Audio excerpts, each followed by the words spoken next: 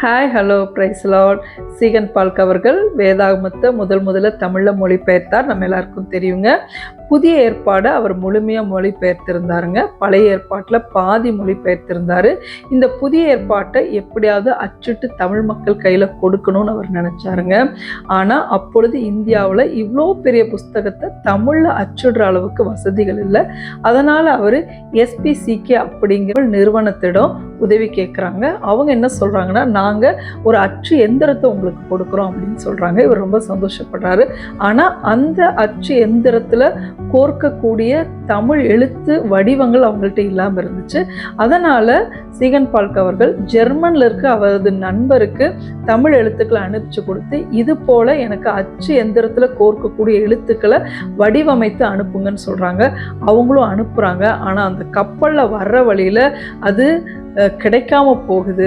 ஒரு பிரெஞ்சு படையினால் அந்த கப்பல் சூறையாடப்படுதுங்க. ஆனாலும் சீகன் பால்க் அவர்கள் அவருடைய முயற்சியை கைவிடலை. சென்னைக்கு சென்று கவர்னரை பார்த்து காசு கட்டி அந்த எழுத்துக்களை மீட்டுட்டு வர்றாருங்க. இந்த பக்கம் எந்திரம் ஒரு பக்கம் வந்துட்டு இருந்துச்சு.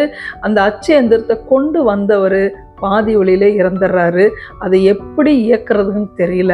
ஆனாலும் அவர் முயற்சி விடாமல் தனது நண்பரோடு சேர்ந்து இந்த எழுத்துக்களை அந்த அச்சு எந்திரத்தில் கோக்குறாங்க.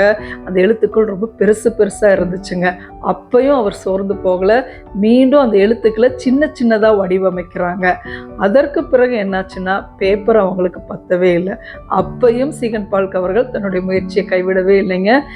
காகித ஆலையை ஒன்று ஆரம்பித்து காகிதத்தை உற்பத்தி பண்ணி அதுக்கப்புறம் அச்சிட்டு புதிய ஏற்பாடு முதல் பாகம், புதிய ஏற்பாடு இரண்டாம் பாகம்னு வெளியிட்டாங்கங்க.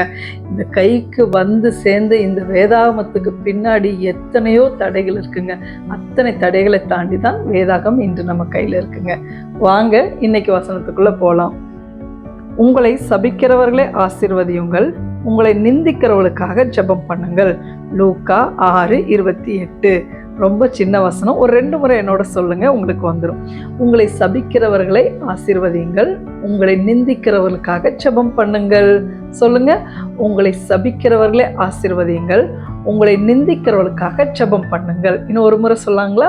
உங்களை சபிக்கிறவர்களே ஆசீர்வதியுங்கள், உங்களை நிந்திக்கிறவர்களுக்காக ஜெபம் பண்ணுங்கள். லூக்கா 6:28. உலகம் வேற மாதிரி அட்வைஸ் கொடுக்கும். தேர்ந்தெடுக்கப்பட்ட பிள்ளைகள் ஆண்டவருக்கு சித்தமானபடி நம்ம செய்யணுங்க. நம்மளை சபிச்சாங்களா அவங்கள ஆசீர்வதிக்கணும், நம்மளை நிந்திச்சாங்களா அவங்களுக்காக ஜெபிக்கணும். கண்டிப்பாக நீங்கள் செய்வீங்க. ஓகே, நாளைக்கு இன்னொரு வசனத்தோடு உங்களை பார்க்குறேன். Tata, bye bye. வேதம் என் மன மகிழ்ச்சி.